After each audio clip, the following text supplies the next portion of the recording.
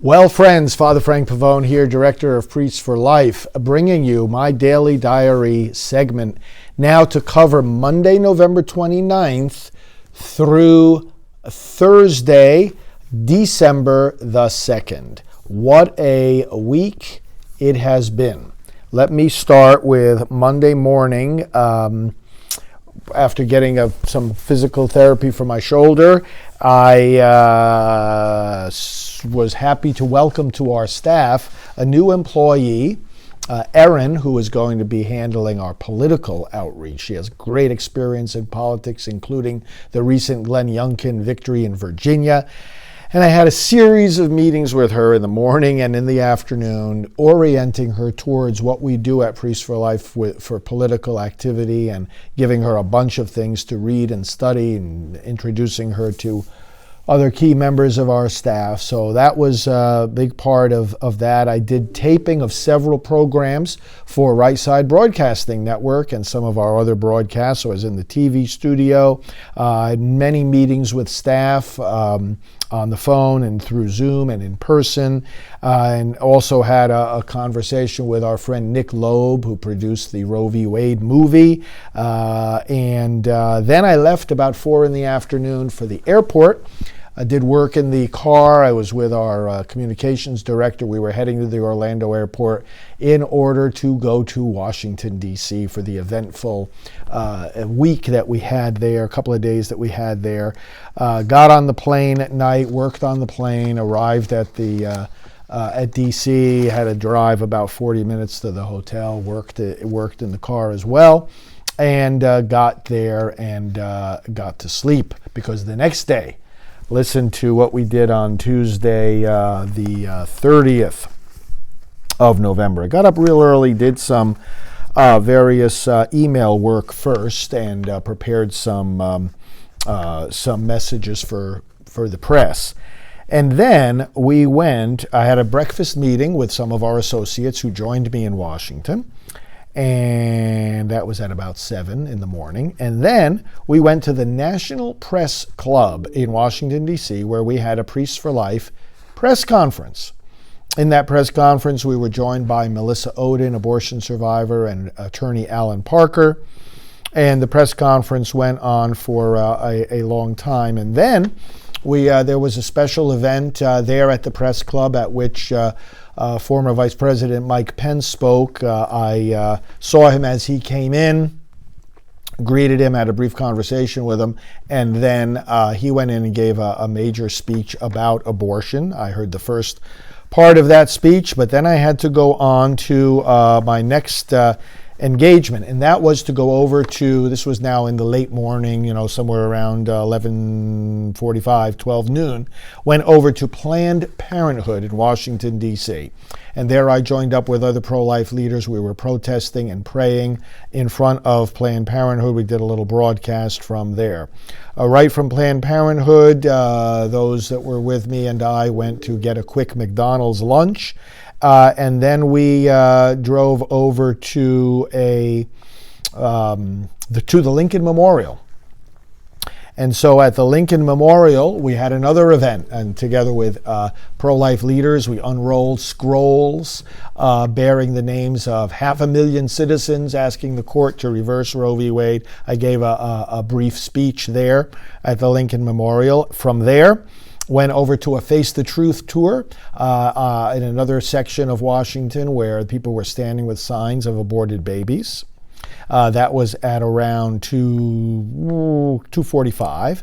From there, went to the Supreme Court for a 3 p.m. press conference in front of the Supreme Court, at which I spoke again. From there, went for a 4:15 appointment with Stephen Bannon, and I spoke with him for a while, and then was on his program, The War Room. I know many of you saw me on that program. Right after I was finished with Steve Bannon, right at 5:30, I went to the Capitol Hill Club, where there was a pro-life dinner organized by Andrea Lafferty, and Women for a Great America was there and greeted the people there as well. Right from there, went back to the Supreme Court and helped to lead prayer at a pro-life candlelight vigil in front of the court, praying for success in the Supreme Court abortion case. And when that prayer vigil was over, that was from 7 to 8, I went to yet another pro-life dinner. Pro-life leaders gathered with the Texas Values group, and they've gathered at a Washington, D.C. restaurant in a private room, and I prayed with that group and chatted with them for a while. By the time that was finished, it was time for bed, and so I went back to the hotel and went right to sleep. Then, the next morning, December 1st, Wednesday, the oral arguments at the Supreme Court in this Dobbs case. Before sunrise, I was outside in front of the court with my team, started doing interviews right away with multiple media outlets, on camera, on the phone, on the radio, on internet, and so forth. Was with my team. We helped to organize the activities outside of the court. There was a rally. We listened carefully to the oral arguments because the Supreme Court makes them available in real time, so I was listening to those arguments from beginning to end. Again, a lot of interviews, and then spoke on the plaza of the Supreme Court. We were rallying. The pro-abortion groups were having their rally, but I shared a lot of thoughts after the oral arguments as to how I thought they went, and we did have other pro-life leaders with me who spoke. Tom Glessner, for example, from NIFLA, and Eric Schuyler from the Pro-Life Action League, and others. So those events went until mid-afternoon, got a quick lunch, and then went over to the hotel, read back through the oral arguments, and did 2 media interviews, one with Seb Gorka, the other one with Chris Salcedo on Newsmax.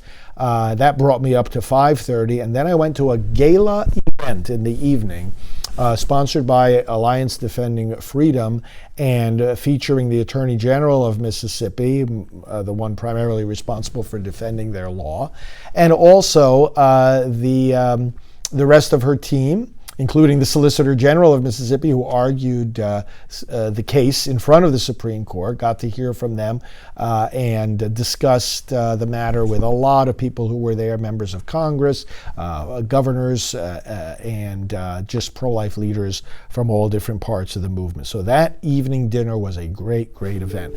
The next day, Thursday, December 2nd, up very early, did some email work, got on a plane that took off at 6:45 a.m., did some work on the plane as it flew to Orlando, landed in Orlando, got right on the phone with my staff even before I stepped off the plane. We were doing work for the day, did so all through the car ride back to my office. At my office, jumped right into the studio and did some taping to give some initial feedback and reaction to the Dobbs case.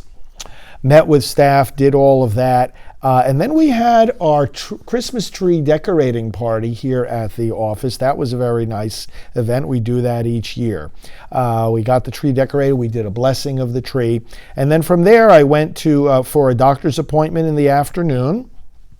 It didn't take too much time. It went very well.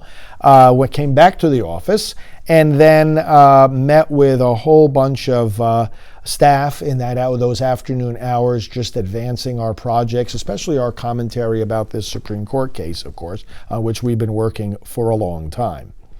Then I had a 5:30 appointment actually for a gun lesson on Merritt Island and at the shooting range. And then once I did that, I came back to the office and had a quick dinner.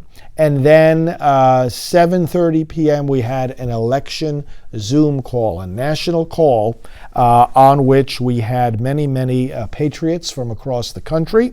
And we talked about the midterm elections and things we could do right now and the connections between the Supreme Court case and the midterm elections.